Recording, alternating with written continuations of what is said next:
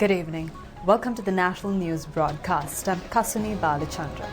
Good evening, I'm Stephen Dialwis. Let's take a look at the main headlines for tonight.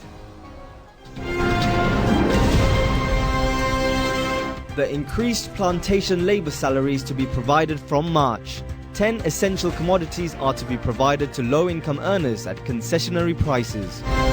The government says that the entire economy has been destabilized due to erroneous financial management of the previous government. Hemasiri Fernando and Pujit Jayasundara have been granted conditional bail.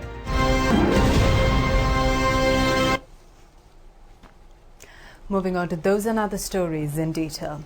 Prime Minister Mahinda Rajapaksa says that plantation companies have agreed to pay the 1,000 rupee plantation labour salary from March. He made these remarks delivering on a special statement on the government's future economic vision in Parliament today. Prime Minister Mahinda Rajapaksa said the budget deficit was not reduced by 4% of the national economy as promised by the previous government. The deficit stands at around 8%. The Prime Minister further said that due to financial mismanagement of the previous government, the debt stands at 80% of the national income after 5 years. He also said that the present government has accepted the challenge to reduce the budget deficit to 4% by 2025. He also said that the agreement to implement the 1,000 rupee plantation salary will be signed next week. Measures have also been taken to enable farmers to sell a kilogram of paddy for 50 rupees.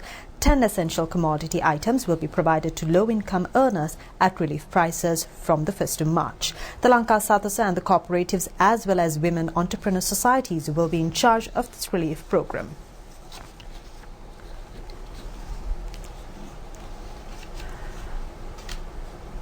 The Chief of Ground Forces of the Russian Federation, General Salyukov Oleg, who is currently engaged in a visit to the island, has met the President and the Prime Minister today.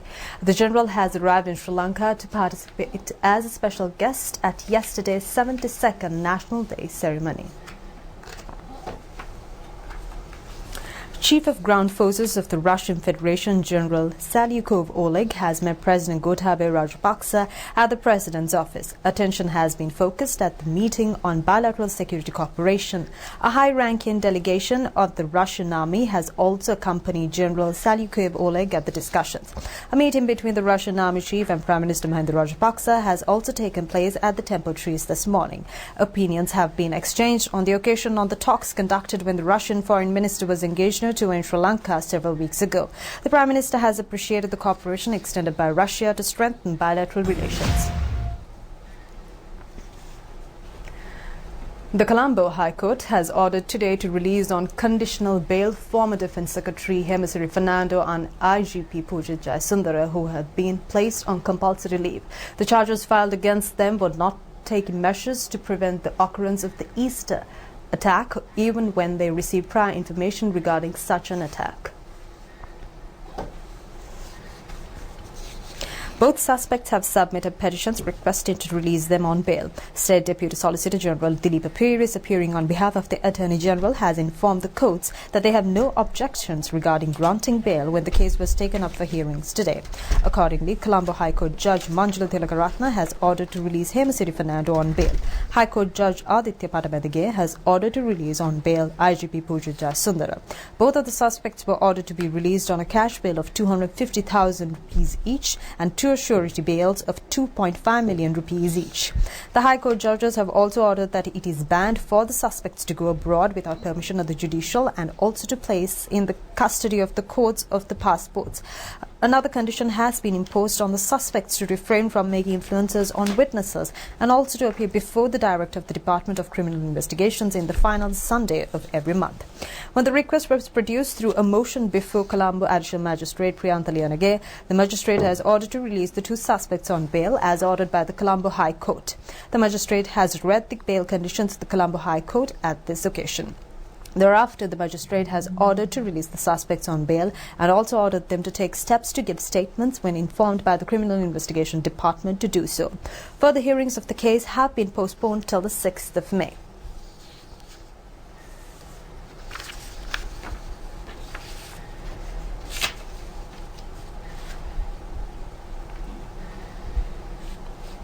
The petition submitted to the appeals court by former magistrate Thilina Gamage requesting to provide another judge to examine his case was rejected without a trial. The case is being heard against 4 accused, including Thilina Gamage, against charges of keeping in possession of an elephant calf without having permit. Former magistrate Thilina Gamage, through his petition to the appeals court, has requested to issue an order to remove Justice Gihan Kulatunga and to appoint another judge in his place. The petitioner has pointed out that he is unable to expect justice from Judge Gihan Kulatunga. State Minister Mahinda Alutgamage says that the present government has no intention or a need for power cuts.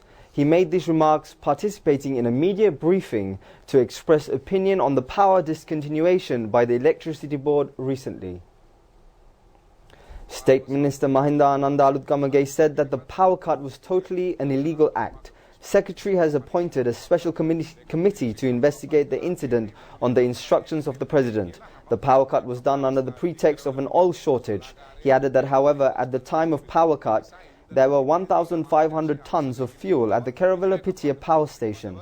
The minister added that they will investigate whether this was an act of sabotage. He also said that previously the Ceylon Electricity Board and the Petroleum Corporation were in 2 ministries. The Petroleum Corporation has provided fuel on time despite the CEB failing to pay the dues. When CEB and the Petroleum Ministry is a single ministry, there is no possibility to evade from providing fuel. He also said that the minister in charge, as well as the President, has instructed not to engage in any power cuts. The parliamentary group of the UNP has approved the appointment of Ranjit Bandara as Secretary of the new alliance to be set up by several parties headed by the United National Party. Former General Secretary of the UNP Tissa Thanayaka said that the name of Ranjit Bandara has been proposed according to the powers vested upon Sajid Premadasa as the leader of the alliance. Parliamentarian Ajit Mana Peruma said that the working committee has to ratify the appointment, although it has already been approved by the parliamentary group. The World Bank has reaffirmed its continued support to Sri Lanka's growth and development for the benefit of all its people, as World Bank Vice President for South Asia Hartwig Schaefer concluded a 4-day visit. In a statement issued by the World Bank Vice President for South Asia has gained a better understanding of the country's development priorities under the new government and on how the World Bank's financial and knowledge resources can be deployed for maximum impact during his visit.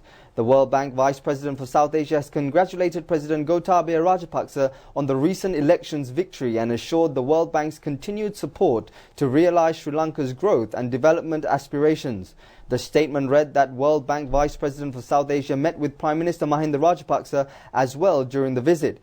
He has discussed some of the government's key priorities such as investments in human and physical capital, public sector reforms, creating skilled jobs for youth and responding to the health needs of a rapidly ageing population, promoting innovation in agriculture to adapt to climate change while developing systems of value addition to promote growth were also discussed. He also commended the government's focus on tourism as an engine of sustained growth. The statement read that he had visited a World Bank financed rural water treatment plant in Kegol district and the site for the potential Kandy multimodal transport terminal to learn how the facility can improve safety and reduce congestion. The government says that the entire economy has been destabilized due to the inefficient financial management of the previous government. The government further says that this has adversely affected many major sectors including agriculture, free health service, construction industry, food supply, tea industry and rice production. The main reason for economic inactivity has been stated as the suspension of payments for services obtained. It has also been pointed out that the previous government has finished spending all budget allocations for the year 2019 by November of that year. As a result, the Treasury was not able to bridge the expenditures of the state for the months of November and December. The government revenue for last year was 2,400 billion rupees. However, even by December, the income received did not exceed 1,800 billion rupees. A shortfall of 600 billion rupees was found in the first estimate itself. Therefore, the government points out that by the end of the year, many payments for more than 2 months have not been made.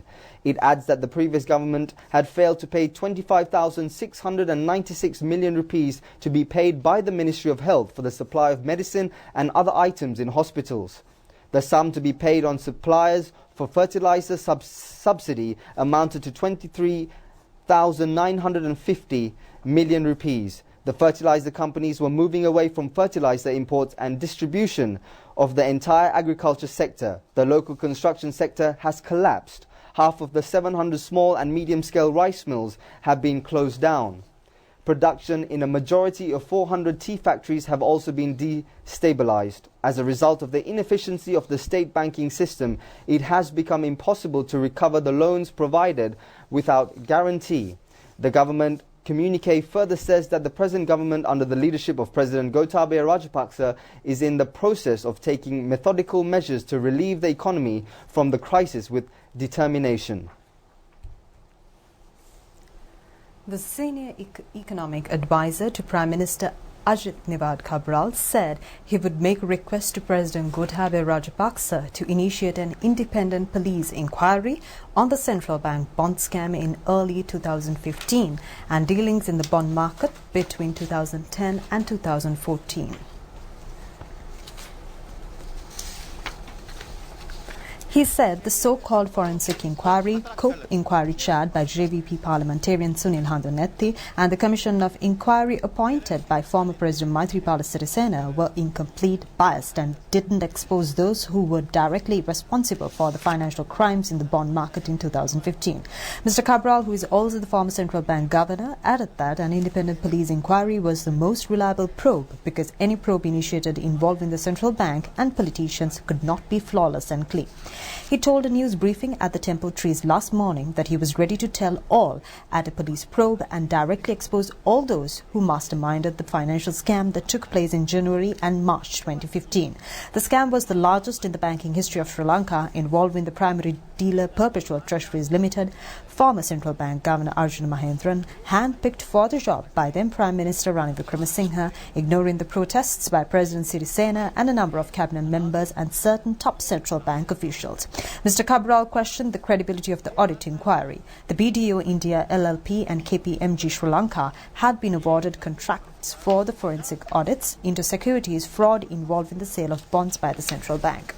He said that though the forensic audit had been carried out by the Indians at a cost of 275 million rupees paid by the central bank, the report had been signed by KPMG Sri Lanka. He pointed his accusing finger at COPE chairman of the previous parliamentary session, Mr. Handunetti, and I added that he has acted on direct instructions of former Prime Minister Wickremesinghe. Mr. Cabral pointed out that while probing the bond placements before 2015, the forensic audit report had highlighted only the losses and not profits or gains by the EPF, various banks and other state institutions. A close look at the placements in the secondary market, they have recorded a profit of 18 billion rupees while having a loss of 10 billion rupees.